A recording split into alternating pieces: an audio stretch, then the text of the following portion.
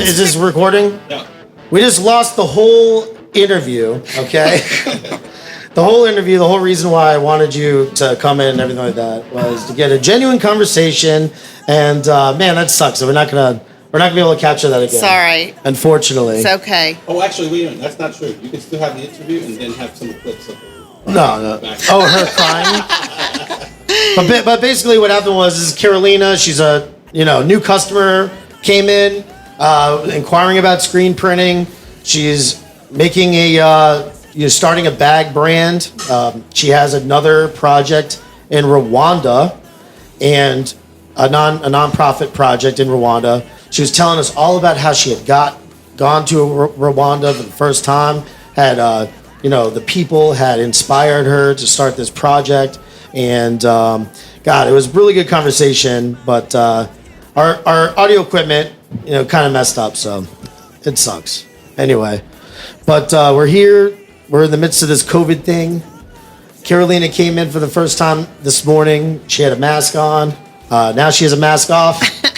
And we were just talking. We were having a good conversation and stuff like that. Do you think we can maybe go over it really quickly again? Sure. Not too. Yeah. We don't have to go into the full details of everything. The but quick Rwanda but story. Carolina, thank you so much for coming into the sweatshop. I really appreciate it. Thank and we didn't we never met before, and I wanted to talk to you about your project because you called up, and I was like, I started getting into the podcasting from doing sales and being an entrepreneur. You have to be good at sales, so you get sales calls frequently. And when somebody calls and you start asking them about themselves to try to figure out what it is they need. Sometimes when they start telling you about themselves, it's like, wow, this person's really interesting. So that was the same thing that happened with Carolina, and I had her come in, and that was it. So, but anyway, thank you very much for coming down. Thank you. To the sweatshop, and I am very sweaty today. You like that whole idea. When it came in, you said what is it, just you or your partner or something? You said something about my partner, and I was telling you about unfortunately he had passed away about a year ago. You remember that? Yeah. What did you see? You saw the video online? No. I heard your tagline when you didn't answer my call when I called because I had a 203 That's right, number. because you had a 203 number. And I got your answering machine, and it says on your answering machine that you're a sweatshop. And I said, I really like that. That's fun. That's edgy. And I could tell just by your whole online presence that you were edgy and that you probably had a background in New York. And we lived in New York, and my kids all live in New York, except for my son who's in the Navy and Europe. And I just know I would like you. You're just creative. I mean, look at your studio. I mean, this is exactly what I wanted. And I love it. I just knew I could work with you. Cool. Awesome. Yeah. So your kids are living up north? I mean, up in New York? So we have 4 grown kids. 3 of them are in the city. They're all, one is engaged, one is two are serious relationships, and we have a son who's married with identical twin 3-year-olds in Spain. They're stationed he's with the Navy, stationed in Spain. So he and his wife are there. So they are actually staying at our house in Connecticut. They got out of the city, and they're all working from home, and we're here, and so it's great. We're blessed that they had a place to go. You're blessed. You have a lot of homes. You live in a a places. You have a home in Connecticut. You have a home in Miami. You have a home in Palm Beach. You would have gotten all this information from the first interview. But we'll just get to that. It's all right. But yeah, no. And then you were so blessed. And you were surrounded by so many blessed people. Yes. And, without seeing all the suffering and everything like that, when you went to Rwanda and opened up your eyes for the first time, you were working as a financial advisor in Fairfield County. Right. And you had the opportunity to go to Rwanda for the first time, right? Right. Can you tell us a little bit about that? So real briefly, I'll make it shorter than the first time. Okay. So our daughter was at Babson College, and Babson had an initiative in Rwanda to teach entrepreneurship to budding entrepreneurs, after the rebuilding of the country after the genocide. So they started an entrepreneurship center in the city. And then Babson also wanted to send out a group of 12 gals to this rural village to teach entrepreneurship to high school students. And they asked us if we would fund their experience, and we said we would. And then they asked me if I would want to go to see what they were doing, and I did. And like I told you before, that turned out to be a life-altering experience. I had been to I'd been to developing countries before. I'd been to South America, Central America. I'd been to Cuba. I'd seen rural poor and I'd seen working poor, but Rwanda was different for me anyway, in that, post-genocide, after everybody lost most everything, most people lost their entire families, or certainly a member of their family. They lost their land, many of them. They're subsistence farmers. They lost their crops. And what amazed me the most about the people in Rwanda is they came out of it years later joyful and happy anyway. And you don't see that too often. Here we see people who go through really hard times, and they oftentimes come out with resentment or bitterness or general unhappiness and inability to kind of to make it through life. And there you see a joyful people. And it's not that they're resigned, they're very determined to do well for themselves. But there's just a pervading sense of gentleness and peace and joy among them that is very, very rare. So when the head sister at the convent where I wound up staying for just a couple nights told me that she had a vision to build a bakery, and she had the vision, and one of the 12 gals was actually an MBA student who wrote a business plan for a bakery. So she had the vision and she had the plan, and the need was definitely there. They just didn't have a funder. So I went home and told my husband if we ever had any money laying around, we needed to send it to Rwanda to have them build a bakery. And that December, when he got his bonus, we sent that to Rwanda. That was Christmas of 2012, and that bakery went operational in 2014. And now produces just under 2 million pieces of bread a year, feeds about 39,000 people a week. And then after that, we built 2 retail outposts. We bought them a delivery van because they were actually delivering bread to the surrounding villages in the back of a pickup truck, and they kept getting tickets for violating health code. So they said we need a proper van, so we bought them a proper van.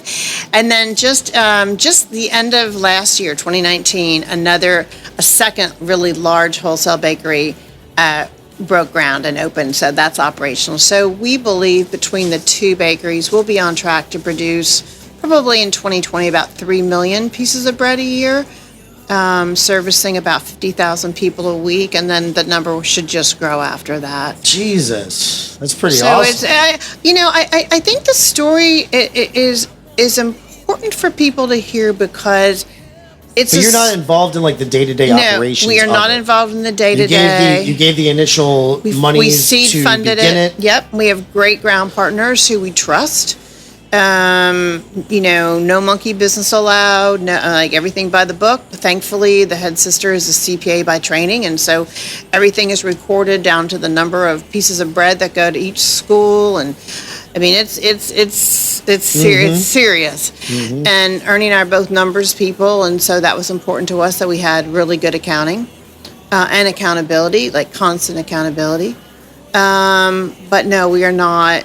Well, I'm very hands. So when the flourFLOWER artisanal line came into existence, Mother's Day morning, 2018, as a way to produce revenue that would be an engine driver for the bakeries, other than our self-funding it. That I'm 100%. That I'm a one-woman marching band on that. Yeah. So I mean, that. So in the process of creating this bakery, you discovered that if you take the bakery. If you take the flour bags, you can repurpose it and make actual bags out of it, like tote bags. When we were there in May of 2018, my husband and we were getting the feeling that we wanted to do a family business, and we didn't know what that might be.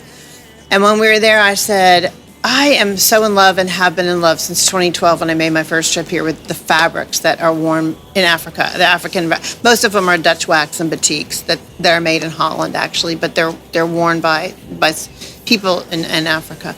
And I said, I don't know what I'm going to do with them, but I'm going to do something with them. And so this was kind of percolating in my head for at this point, 5 years, 6 years. So long story short, the night before Mother's Day, my husband said to Sister Augusta, do you know how many people are fed with each flour bag? And she said, no, I have no idea, but I'll find out. And the next morning, Mother's Day morning, we're sitting in our convent room. She poked her head in the door and she said, 700.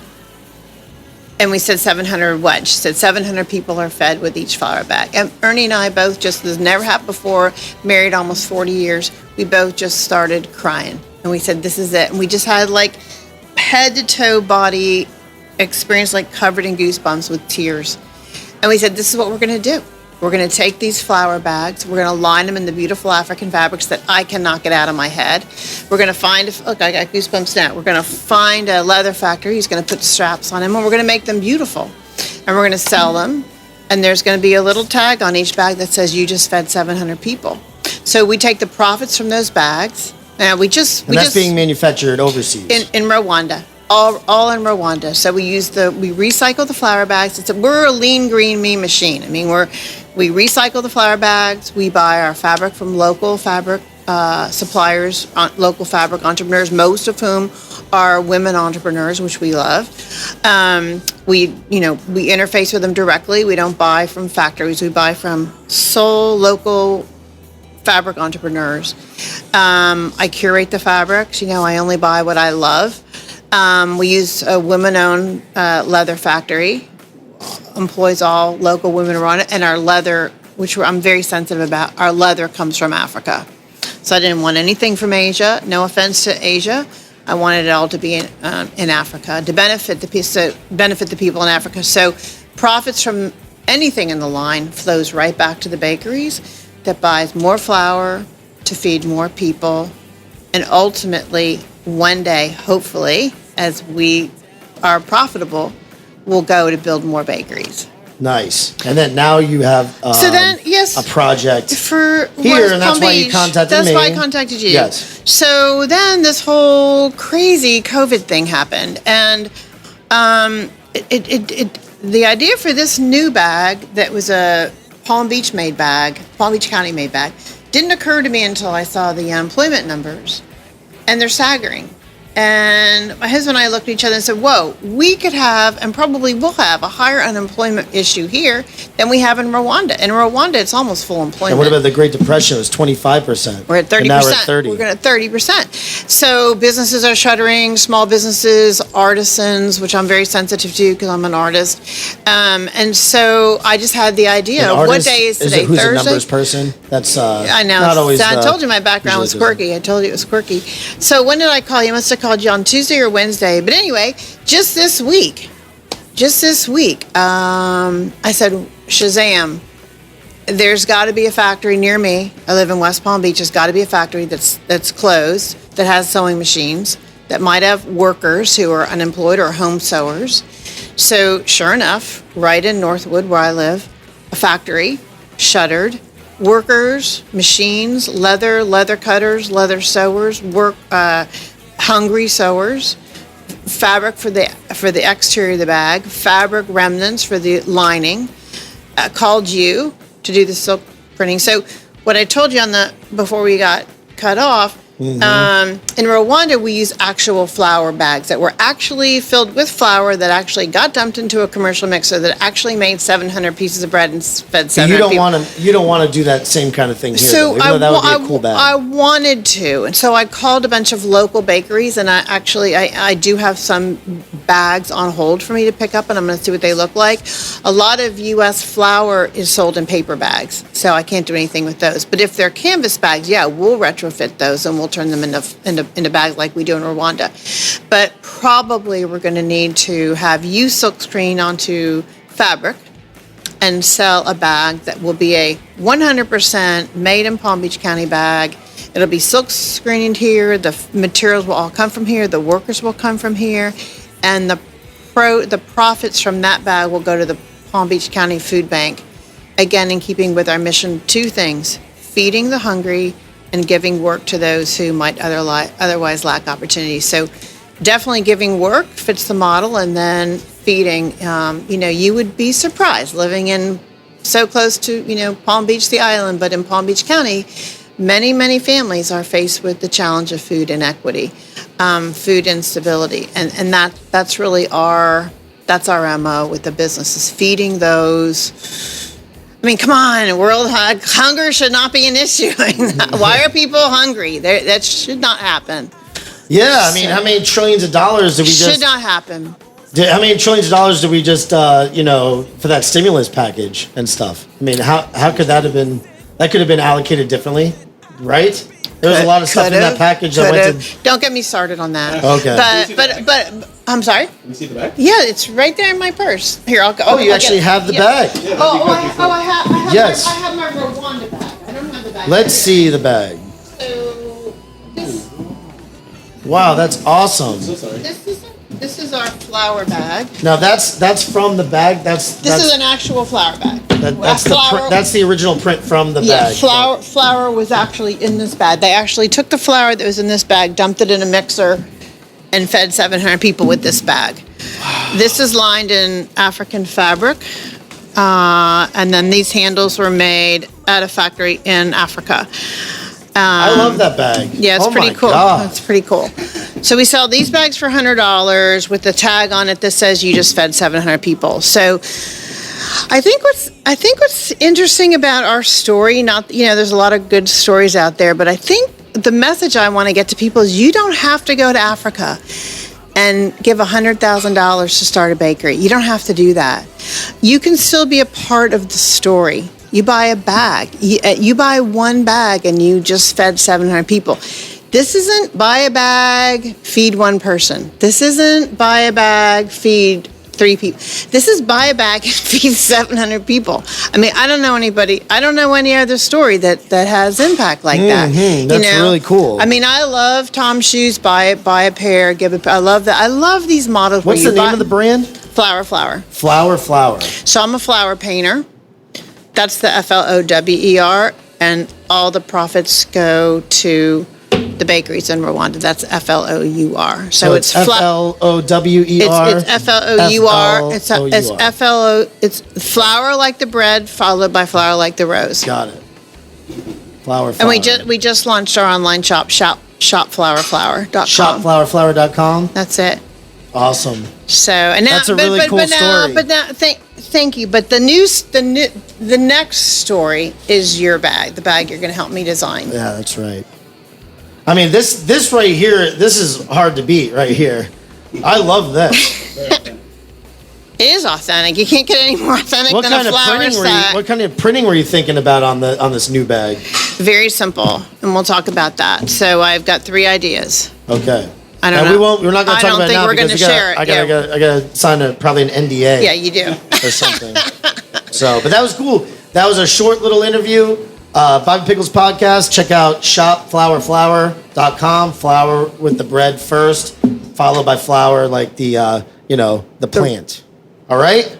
Awesome. Thank you. Thank you very much. Thank you, Bobby. Appreciate it. Thank you. I appreciate it.